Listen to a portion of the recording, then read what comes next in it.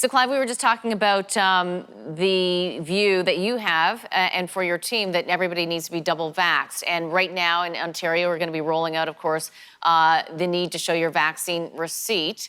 What do you think that might do in terms of really bringing people back to the gyms and back to downtown? I mean, do you have a sense of what this might mean? Yeah, I think it can't be anything but helpful.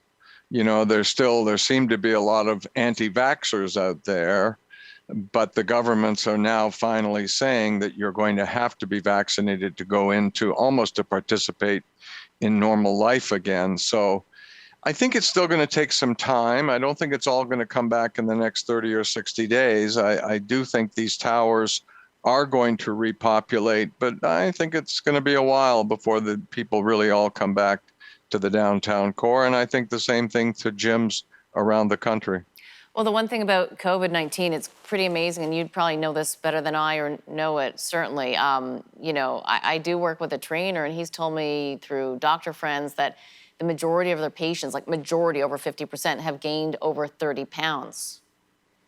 Well, I'm not sure about those numbers. That's quite a number. It is a number. But that's quite a number.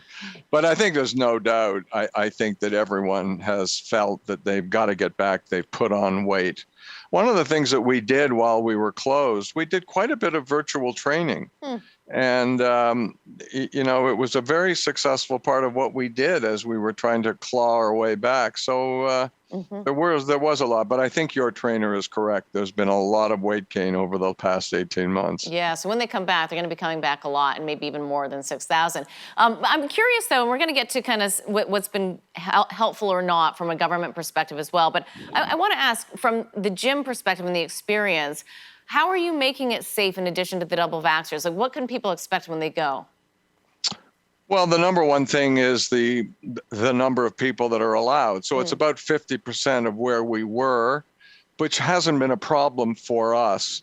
There's just a much greater cleaning. We're showing and making sure the proper spacing is maintained.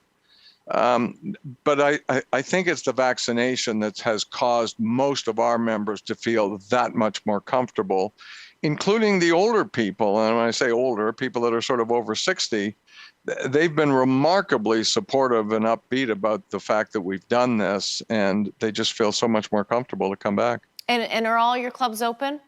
All of our clubs are open, exactly. Okay. And I'm curious as well, what's the protocol for wearing masks or not? I mean, when you're working out, I think you don't have to wear a mask when you're working out. Okay. You don't have to wear a mask when you're eating. You're in the dining room. We have food and beverage in all of our clubs. You don't have to wear a mask when you're in the wet areas and you're showering but all the saunas and the steams and the whirlpools are all reopened. We've got more staff cleaning equipment all the time. So it's a constant effort to make everyone feel safe. And so what is that then like from a cost perspective, Clive? And I'm asking as well in the sense that, we're looking from an economic perspective at higher inflation numbers and, whether that's because of supply chain shortages, increased demand, lack of inventory. That's one side of the equation. The other side of the equation is what some people are concerned about, which is wage inflation. Do you see that? Is that a concern? Because it sounds as though as well you need to have more people in some ways, even though it's less capacity.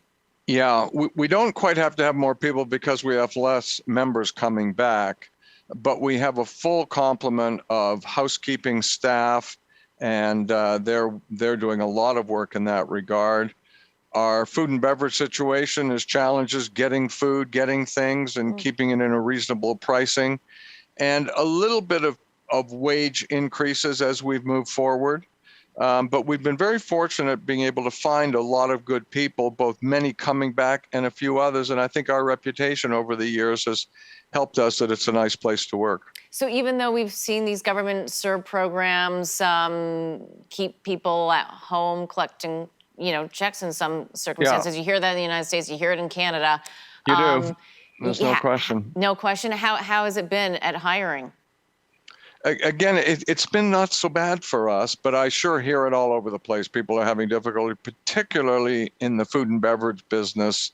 and finding good servers that want to come back to the industry. There's no doubt those are challenges in today's world. And I think part of the challenge is some of the restaurant jobs are difficult jobs. They're long hours and they're difficult, and people don't want to go back to them. But for us, it's actually worked out remarkably well so far.